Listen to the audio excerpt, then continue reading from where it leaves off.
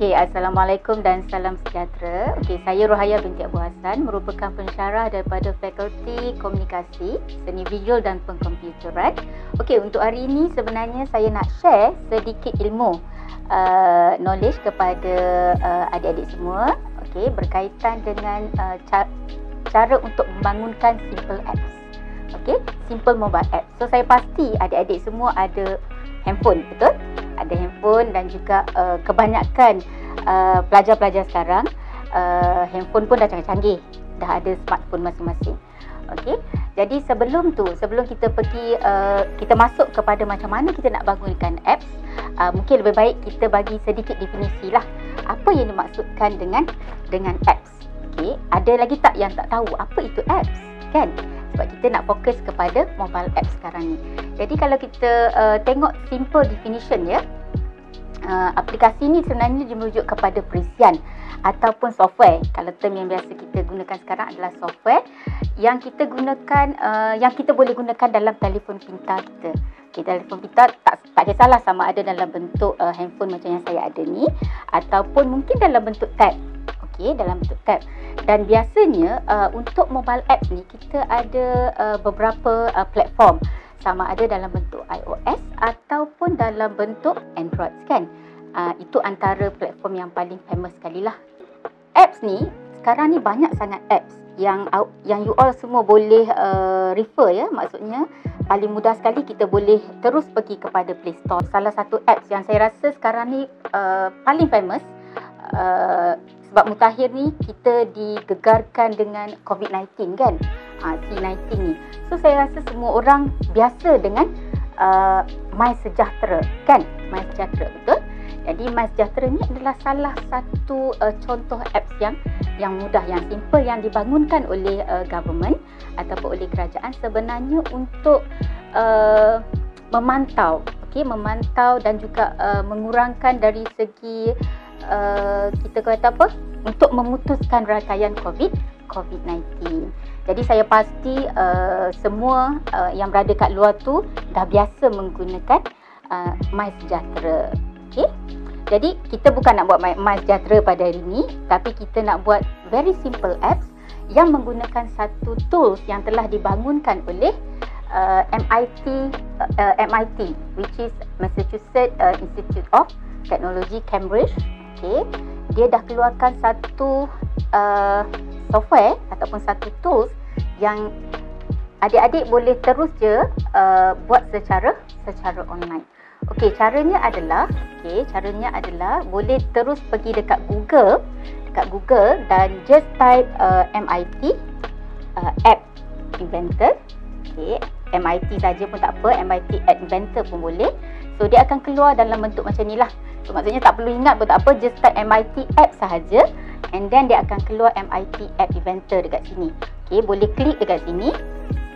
Dan di sini sebenarnya ada beberapa rules lah untuk mengguna pakai MIT App Inventor ni.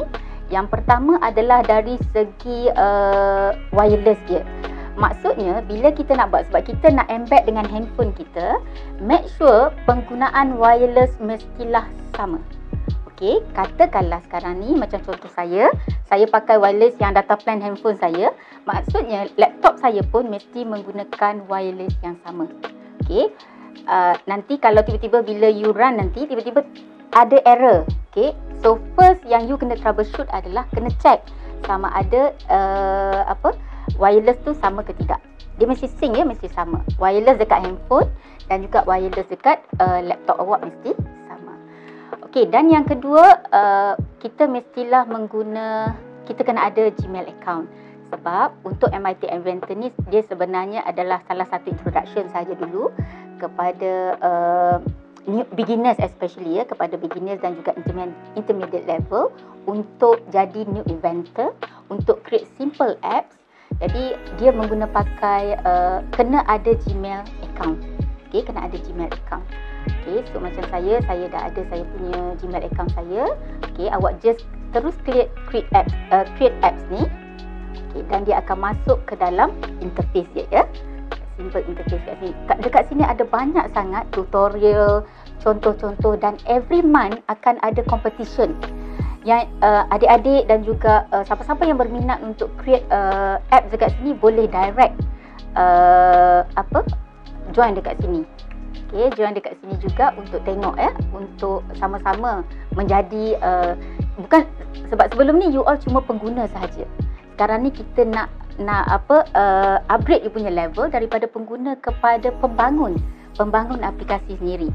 Jadi lebih menarik kan? So you boleh buat ikut you punya preference sendiri. Designer mode ni merujuk kepada apa? Apa yang kita nak design dekat user interface kita. Maksudnya dekat handphone tu bila kita buat apps tu, apa interface yang kita nak ada kat situ.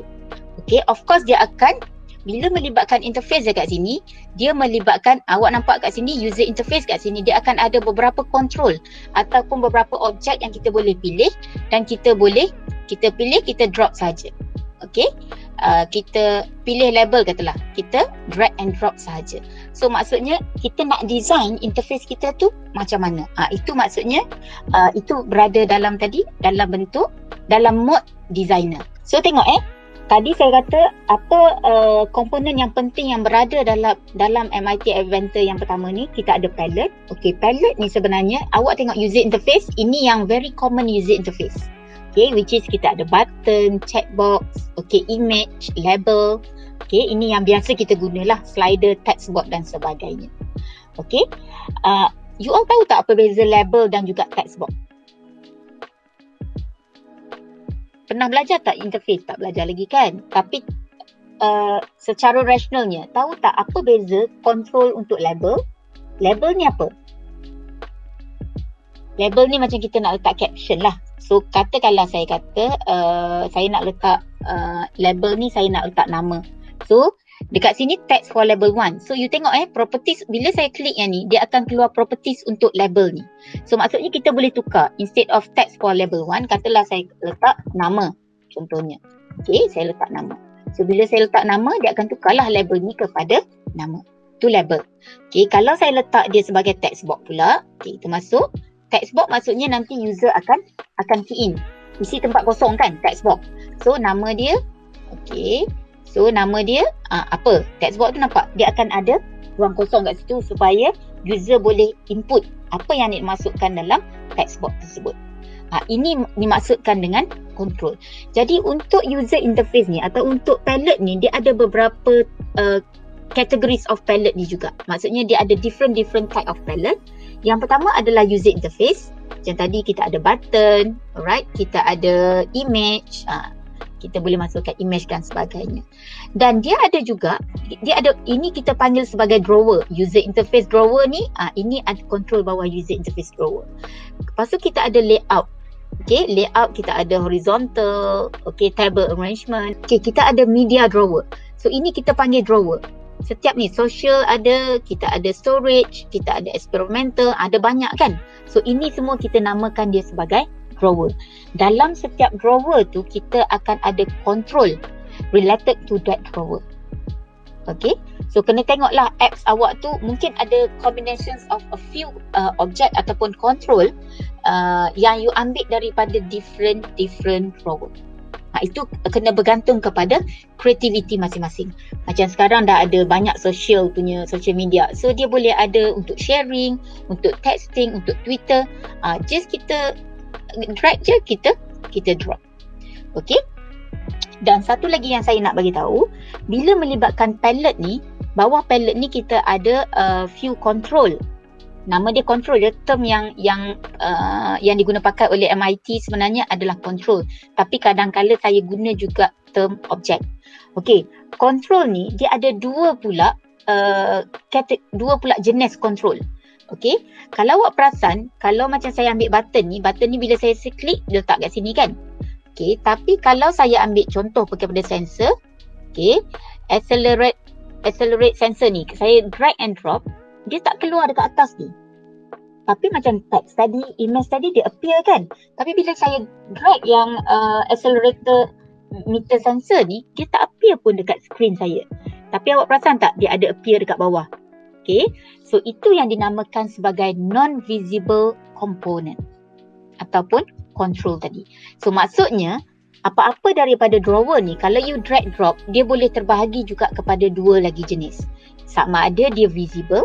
Visible maksudnya dia appear dalam you punya interface, ataupun dia adalah non-visible component. Kalau dia tak non-visible component, dia still kita boleh nampak dia berada di bahagian bawah ni. Okay, so maksudnya dia tak appear as a user interface, tapi kita boleh buat something nanti untuk trigger certain action berdasarkan kepada non-visible component tersebut. Takat ni boleh faham tak kelas? Any questions? Kalau saya laju sangat ke, slow sangat ke, boleh bagi tahu. Okey ke tak ni?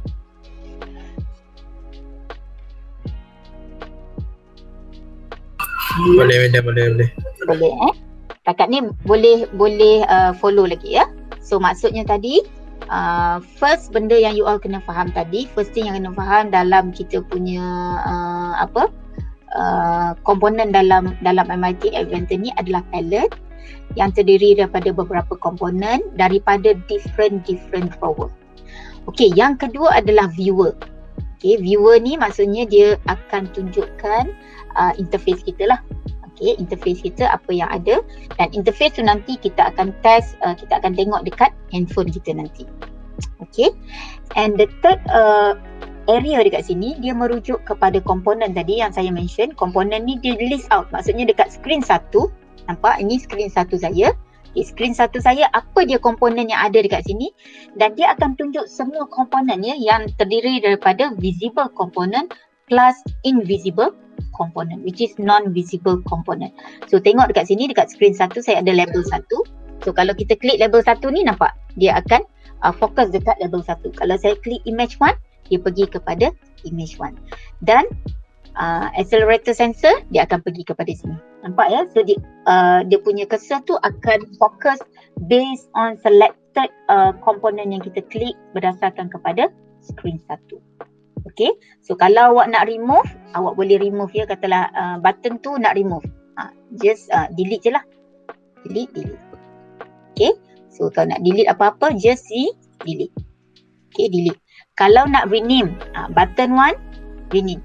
So letaklah, selalunya kita tak letak button 1 kan. So letak nama yang lebih meaningful. Okay, katalah saya letak kat sini add button. Okay, add button. Okay, so lagi.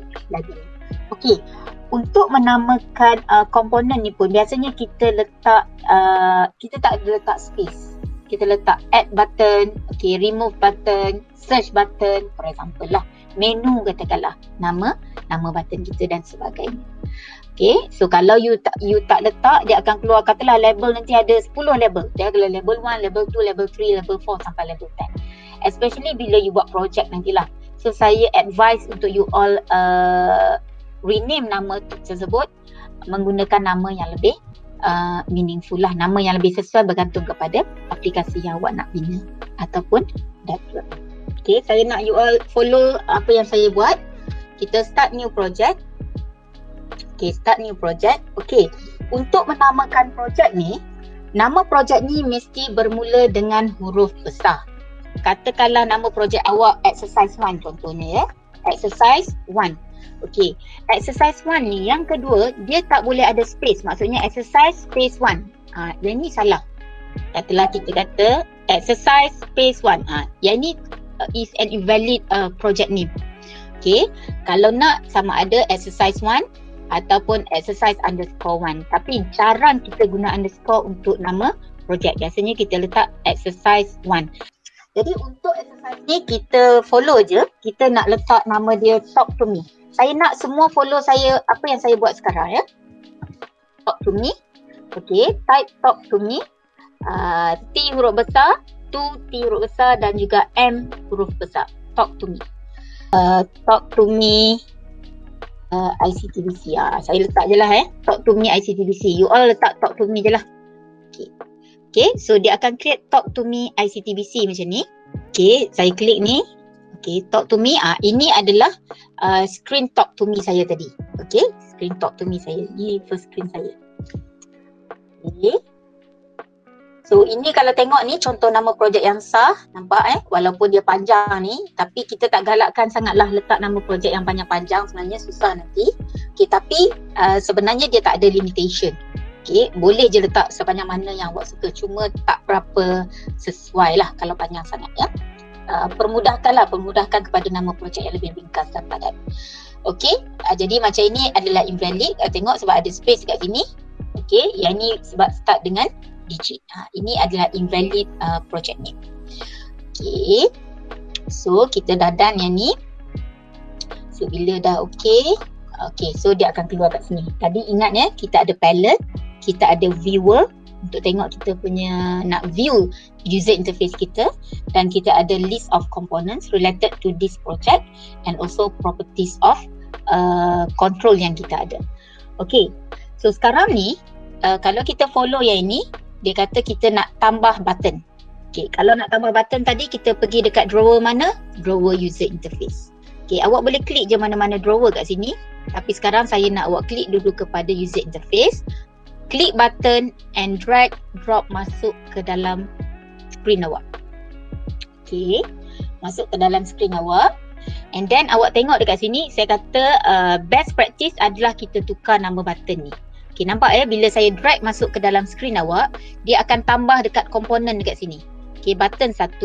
Kalau awak nak rename, awak letaklah talk to me. Okay, talk to me button. Okay, talk to me button. Okay.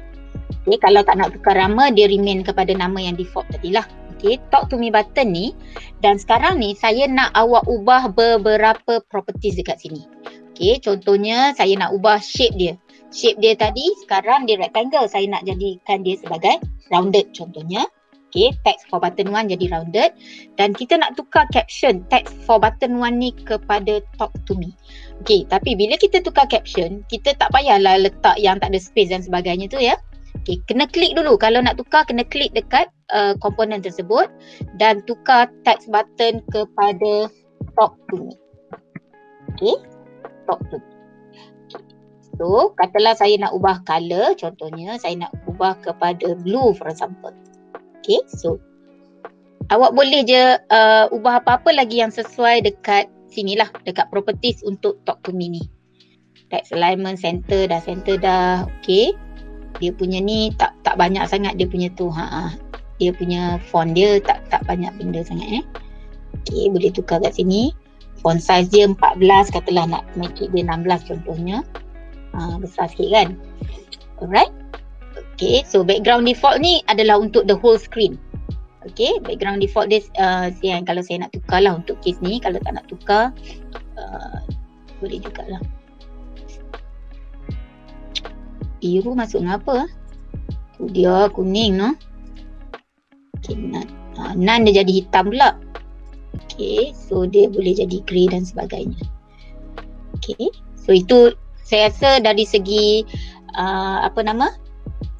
itu nanti you all boleh ni letter ya, expose letter. Kita nak fahamkan dulu konsep asas dia. Konsep asas dia. Maksudnya you boleh tukar whatever properties dekat sini berdasarkan kepada properties yang awak nak ya. Ambil text to speech yang ni text to speech ni. Okay, and drag masuk ke dalam screen awak. Okay, text to speech dia adalah non-visible component. Sebab tu dia tak appear dekat screen. Tapi dia info dekat sini. Dia ada letak bawah list of non-visible component which is text to speech. Okay, follow ya. And then sebab apa tadi? Sebab dia bukan merupakan paparan kepada pengguna.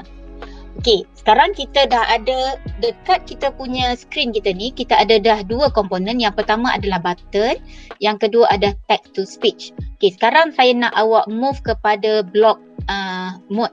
Okay, tadi kita design mode, so saya nak awak klik block mode. Okay, kita nak buat ni lah, dekat block mode kita ni apa yang kita nak buat ya. Okay, first kali kita nampak ya, dekat block mode ni awak nampak ni yang komponen yang kita ada tadi. Kita ada screen 1. Kalau kita ada screen 2, dia keluar kat sini lah screen 2, screen 3 dan sebagainya. Tapi buat rasanya kita cuma ada satu saja screen. Dan bawah screen ni kita ada talk to menu dan juga text to speech button. Okay. So sekarang awak klik dekat yang button tu. Okay, bila awak klik dekat button, ini adalah event yang kita boleh setkan untuk komponen kita tadi, untuk control kita tadi. Okay, untuk button tu maksudnya. Maksudnya antara event yang kita boleh setkan, kita kata when talk to me button.click. Ini banyak, lost focus, touchdown, touch up, sebab dia adalah button. So different control, dia akan ada different event yang kita boleh, yang relate kepada control tersebut. So kalau awak tengok text to speech, dia tak sama tadi kan? Nampak tak sama. So daripada sini baru kita kena fikir logik. Apa yang kita nak buat tadi sebenarnya? Okay, apa yang kita nak buat sebenarnya, talk to me tu, bila kita press button tersebut, and then dia akan keluar suara. Okay, berdasarkan kepada teks yang kita setkan dalam message tersebut. So apa yang kita buat, kita letak, you drag ni masuk je ke sini. Okay, sekali lagi drag ni masuk je ke sini. Okay, kalau saya dah drag 2 kali, saya nak remove, pergi je dekat sini, kita buat. Okay, contoh sekali lagi, itu kita nak delete. So sekarang saya pergi balik dekat talk to me, awak drag when talk to me button.click. So event dia sekarang bila kita klik, bila kita press dekat situ, bila kita klik dekat button tu, what will happen? Okay, what will happen, kita pergi kepada text to speech. Okay, awak pilih yang purple ni, text call text to speech dot speak. Okay, maksudnya bila kita klik button, action kita berikutnya, kita akan call text to speech dot speak. Ni you all dah belajar selection control structure sebenarnya. Maksudnya if talk to me button dot click and then do call text to speech one dot speak, and then kita nak keluarkan message kan. So message ni merujuk kepada teks. So kita boleh drag je ni masuk ke sini. Okay, so kat sini kita type apa? Congratulations, whatever lah you nak type. Maksudnya bila klik tu you nak letak apa? Congratulations kan. Katalah congratulations, this is your first app. Contohlah kalau ikut yang komen daripada kalau you nak type apa-apa pun boleh je. Okay, you nak type congratulations, my name is Rohaya for example. Type je lah kat situ, because that are types that will be speak up when you press that button. Okay, so sekarang saya bagi masa sekejap untuk you all completekan yang ni tadi. Ke you dah follow exactly saya? Jadi ada 3 benda tadi, saya kata klik yang ini, talk to me, ambil when talk to me dot click, so letak dekat sini. Yang kedua, pergi dekat text to speech 1, ambil call text to speech 1 dot speak. Okay, nampak kita puzzle kan. So bila you nak masukkan ni, you nampak dia mesti ikut dia punya, dia mesti fit dengan kita punya pattern dia tu. Kalau tak fit, maksudnya salah lah, you tak boleh masukkan suka-suka hati. Maksudnya you tak boleh lah when baru kita boleh masukkan something kat dalam ni kan. Tapi kalau ini saja daripada awal tak boleh. Dia mesti ada something dulu dekat depan dia, baru dia boleh panggil call text to speech 1. And then yang last kali tu kita pergi kepada text ya. Pergi kepada text, ambil yang atas kali ni, masukkan dekat sini. Maksudnya proses dekat sini, apa yang berlaku adalah if talk to me button dot click, again, then kita akan call text to speech 1 dot speak. And then apa teks yang akan appear? Congratulations, this is your first app. Okay, so sekarang macam mana kita nak proceed? So caranya adalah kita klik connect kat atas ni. Okay, kan tadi saya kata kita ada beberapa cara. Sama ada kita nak guna AI companion, kita nak guna emulator ataupun USB. Sebenarnya kita sambung link direct USB ni kalau kita tak ada internet connection. So kita direct link ke USB tu kepada handphone kita lah. Itu cara ketiga lah. Okay, tapi yang paling selalunya yang stable adalah menggunakan AI companion. Okay, so you klik AI companion ni. Okay, so pergi dekat app MRT app inventor dekat handphone awak. Okay, klik dia. Kalau you klik, you akan dapat, betul tak? You akan dapat dia tulis type in 6 character code or scan the QR code. Okay, sekarang the easiest way adalah you scan. Okay, klik scan QR code tu and then scan. Okay, scan dekat handphone awak tu. Okay, bila you scan, tengok saya dah scan Okay, bila saya scan dia akan keluar info macam ni. Okay, so bila dah settle tu, awak tengok awak pergi dekat designer. Dekat designer dengan handphone awak tu sama. Dapat tak? Sama. Exactly same. Sepatutnya dekat designer dengan dekat handphone awak. Okay, and then tak perlu press talk to me kat sini. Talk to me tu awak press dekat handphone awak. Congratulations, this is your first app. So bila kita test ni, so dia akan keluarkan message apa yang saya setkan dekat coding tadi. Ataupun katakanlah saya nak tukar. Saya nak buat Unicell Awesome katakan. Okay. Pernah dengar tak pasal Universiti Selangor? Unicell Awesome. Okay, dekat Unicell Awesome. Jadi dan bila kita buat tu, kita kena refresh balik lah ya. Kita refresh balik, pergi dekat connect tu, and then refresh component screen. Okay, and then kita sebab ini dia guna yang bahasa Inggeris. So Unicell tu dia ingat abbreviation. So dia just NISEL Awesome. Alright. So this is actually the first app. Maksudnya kita just nak tengok apps ni berjaya. Maksudnya kita just buat menggunakan satu button sahaja, dan dia dah keluar seperti apa yang kita nak. Okay. So saya harap you all faham. Cuma ini yang paling simple sahaja. Jadi you all boleh belajar. Dekat sini ada banyak lagi tutorial dan sebagainya untuk awak refer tu. Ada video dan sebagainya, boleh refer. Dan seterusnya, katakanlah kita tambah sikit saja lagi. Kita tambahlah sikit nak bagi dia. Maksudnya kalau kita shake nanti handphone ni, handphone ni pun marah kita. Okay, dan dia keluar satu lagi, mungkin warning lah, warning sound. So saya tambah sedikit je lagi dekat sini. So katakanlah dekat sini kita balik semula kepada designer, and then kita pergi kepada sensor. So tambah accelerator meter sensor kat sini. Okay, nampak ya, dia still tak keluar dekat screen juga. Maksudnya dia jadi dalam non-visible component. Okay, dia berada dalam non-visible component. So awak pergi kepada block. Okay, pergi kepada block, dan bila kita okay, when accelerator sensor shaking. Okay, when shaking, kita pergi kepada tag to speech tadi yang sama juga, dan tambahkan dia punya apa-apa message yang sesuai. Kan tadi kita kata warning message tu kan. Okay, contoh saya kata okay, so sekarang ni katakanlah kita nak tambah sikit apps ni. Kita nak improvise sikit supaya bukan setakat bila kita press tu dia bercakap. Okay, kita nak tambah juga, katakanlah kita ambil, kita shake handphone ni pun, handphone ni akan, apps tu akan bagi warning juga kepada user tersebut ya. So apa yang kita kena tambah adalah, okay, pergi dekat drawer sensor, okay, drag accelerator meter sensor ni masuk ke dalam user screen ya, ke dalam screen ni, okay, dan dia akan jadi dalam bentuk non-visible component. Okay, sekarang ni kita pergi kepada block. Okay, dekat block tu kita kena tambah when accelerator meter sensor 1 dot shaking. Kan, dot shaking. So do, kita akan call text 1 dot text to speech 1 dot speak, and then sama juga macam konsep yang dekat atas tadi, kita akan tambahlah letak apa-apa message yang sesuai.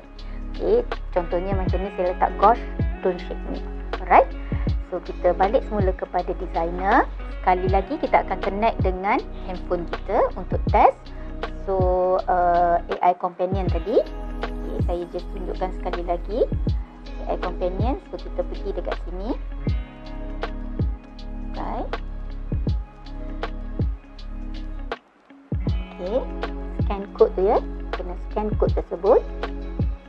Dan juga okay, itu maksudnya dia tengah sync kan antara screen dan juga kepada handphone kita kan, dia keluar sama ya macam tadi juga. Okay, cuba press talk to me tadi. Alright, dan cuba shake.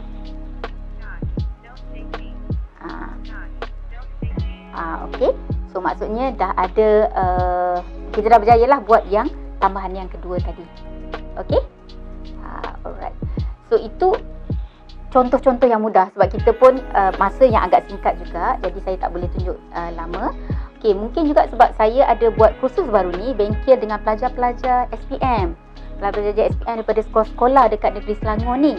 Jadi tengok dari segi dalam tempoh 2 hari kita bagi kursus tu, dia orang dapat berjaya buat apps yang agak bagus-bagus. Okey, mungkin boleh saya tunjukkan satu contoh daripadanya. Okey, contohnya macam ini adalah lari nama dia. Hunter lah ni. Dia boleh nampak? Okey. Okey. So, kalau contoh daripada pelajar ni ya, ni daripada 2 orang pelajar, tingkatan 4 sebenarnya. Kan? Tingkatan 4 sahaja. So, dia berjaya buat dalam bentuk game. Dia buat dalam game ya, dia adalah satu game. Contohnya kalau dia tekan mula. Okey. Okey, mula. So, dia ada macam kita panggil apa ya, dalam bentuk novel lah kat sini. Dia kata pada suatu hari, entah hari apa aku pun tak tahu sebab aku baru sedar daripada tidur. Perut aku rasa lapar, aku memerhatikan sekeliling cuba untuk mengenal pasti lokasi aku. Nampaknya aku berada dalam sebuah pondok yang kecil yang mempunyai sebuah pintu dan tingkap. Aku perlu keluar dari sini kerana aku kelaparan. Jadi ada beberapa alternatif kat sini. Jadi dia kena pilih lah. Katalah saya buat menuju ke tingkap, and then ada lagi instruction dekat sini, dia kena baca dan dia kena pilih. Contohlah saya buat. Dan dengar dia letak background untuk music sekali. Jadi game ni nampak macam menarik ya. So ini salah satu contoh. Okay, salah satu contoh yang pelajar tingkatan 4 yang buat dalam tempoh tak sampai beberapa jam. Okay. So sebab tu saya kata MIT Apps ni adalah antara aplikasi yang mudah dipelajari untuk menghasilkan apps yang agak canggih juga sebenarnya. Okey, ada satu lagi contoh dekat sini. Okey. Ada satu lagi contoh dekat sini. Okey, yang ini ada juga pelajar buat berkaitan dengan macam Google Translate tu. Maksudnya dia nak tukar daripada Korean kepada Spanish contohnya, daripada French kepada Jerman contohnya. So dia buat dalam bentuk ni lah. Alright, dia buat dalam bentuk ni. Jadi adalah kalau nak masuk daripada Korean, okay, so dia just type katakanlah hello dekat sini. Hello, and then hello daripada bahasa English kepada Korea contohnya. Okay, so dia akan keluar dia akan translate dalam bahasa Korea. Apa maksud hello dalam bahasa Inggeris ke dalam bahasa Korea. Okay, dan ada juga dia buat dalam bentuk Facebook. Okay, hello dalam bentuk sound. 안녕하세요. 안녕하세요. Entah pronoun saya pun tak pasti. Okay, 감사합니다. Ini adalah contoh-contoh simple ya yang pelajar-pelajar buat dalam tempoh bengkel yang agak singkat. Okey, jadi saya rasa itu sahaja sharing untuk hari ini. Jadi kalau nak lebih lanjut lagi, so saya cadangkan untuk you all untuk mendaftar masuk ke Universiti Selangor di bawah Fakulti Komunikasi, Seni Visual dan Pengkomputeran, dan juga mendaftar kepada kursus-kursus IT dan juga CS di Jabatan Pengkomputeran sendiri. Okay, kita ada banyak kursus yang di level diploma dan juga level degree, di mana untuk diploma kita ada diploma Sains Komputer, Pengkomputeran Industri, kita ada diploma Teknologi Maklumat, dan kita ada diploma Multimedia Industri multimedia maksud saya. Dan juga untuk level degree kita ada BIT. BIT itu adalah untuk Bachelor Information Technology. Kita ada BSE, Bachelor Software Engineering. Kita juga ada Bachelor Computer Science dan juga Bachelor Multimedia Industry. Jadi program-program ni kita ada ramai sangat pensyarah-pensyarah yang mempunyai kepakaran dalam bidang masing-masing. Jadi untuk maklumat lanjut berkaitan dengan Unicell, saya cadangkan adik-adik untuk melayari unicell.edu.my, portal rasmi kita, dan bolehlah dapatkan info secara detail daripada sana. Okay, so kita jumpa di Unicell.